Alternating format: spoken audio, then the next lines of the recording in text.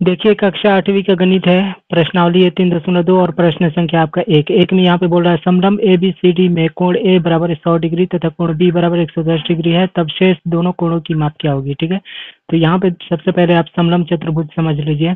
तो ऐसा चतुर्भुज जिसके दो भुजाएं ठीक है समांतर हो और अन्य दो भुजाएं समांतर ना हो तो उसे हम समलंब चतुर्भुज बोलते हैं। जैसे कि देख लीजिए यहाँ पे ए बी भुजा है और डी सी भुजा है। ठीक है, ए बी भुजा को अगर हम आगे की ओर बढ़ाएंगे तो ये बढ़ेगा और डी सी भुजा को आगे की ओर बढ़ाएंगे तो ये भी बढ़ेगा। ये आपस में कभी भी एक दूसरे को प्रतिच्छेद नहीं करेगा। ए बी भुजा और डी सी भुजा प्रतिच्छेद नहीं करेगा, तो इसलिए इसे हम क्या बोलेंगे, इसे हम समांतर भुजा बोलेंगे। ठीक है, अब देखिए ए डी भुजा और बी सी भुजा, ये दो भुजा है, इसको अगर हम ए डी भुजा को आगे की ओर बढ़ाएंगे और बी सी भुजा को आगे की ओर बढ़ाएंगे तो ये कुछ देर तक आगे तक बढ़ेगा, उसके बाद एक दूसरे को ये प्रतिच्छेद करेगा, ये दोनों भुजा एक दूसरे को काटने लगेगा, तो इसे हम क्या बोलेंगे, इसे हम समांतर भुजा नहीं बोलेंगे। ए डी भुजा और बी सी भुजा को, तो ए बी भुजा और डी सी भुजा समांतर हो गया और ए डी और बी सी भुजा समांतर नहीं होगा।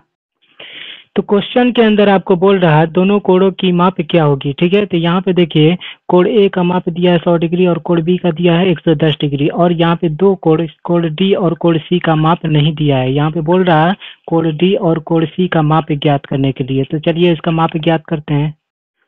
तो देखिए यहाँ पे समलंब चतुर्भुज के आसन कोण का माप होता है 180 डिग्री। जैसे कि कोण ए का दिया है 100 डिग्री और ये है कोण डी का माप यहाँ पे नहीं दिया, ज्ञात करने का बोला है।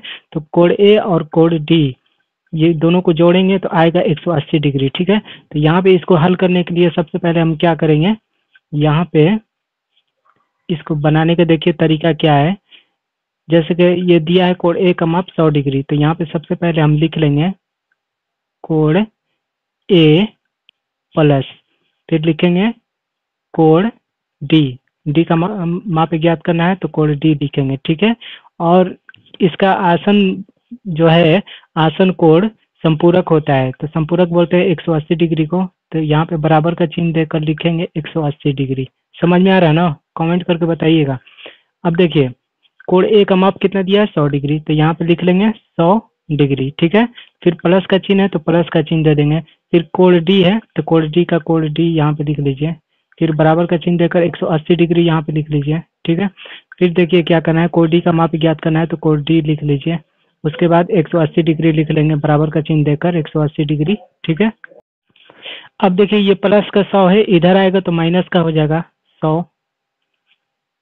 ठीक है, तो कोण डी बराबर, तो 180 में से 100 घटा दीजिए, आएगा कितना 80 डिग्री। ठीक है, तो कोण डी का माप कितना है 80 डिग्री आया। ठीक है, तो अब इसको जोड़िए 100 डिग्री और 80 डिग्री, तो इसको जब जोड़ेंगे तो आएगा कितना 180 डिग्री। तो हम क्या बताए थे आपको कि समलंब चतुर्भुज के आसन कोण संपूरक होते हैं, तो ये हो गया कोण ए का 100 डिग्री और कोण डी का माप निकला है 80 डिग्री। जब जोड़ेंगे इन दोनों को इनका योग होगा 180 डिग्री। ठीक है, अब हमें क्या करना है, यहाँ पे कोण सी का माप ज्ञात करना है। ठीक है, तो कोण बी को पहले हम लिख लेंगे, तो कोण बी प्लस कोण सी बराबर 180 डिग्री।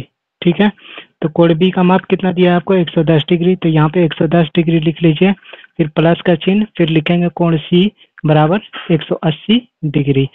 ठीक है, कोण सी का माप ज्ञात करना है तो कोण सी बराबर ये 180 डिग्री को पहले लिख लेंगे, उसके बाद ये प्लस का 110 है इधर आएगा तो ये हो जाएगा माइनस का 110। ठीक है, तो इसको घटा दीजिए, 0 में से 0 0, तो 8 में से 1 गया हो गया 7 और 1 1 हो जाएगा 0, तो यहाँ पे कोण सी का माप आया 70 डिग्री। ठीक है, तो यहाँ पे क्वेश्चन में क्या बोल रहा था, दोनों कोणों की माप क्या होगी, तो यहाँ पे हम लिखेंगे अतः कोण डी बराबर कितना आया है 80 डिग्री, 80 डिग्री और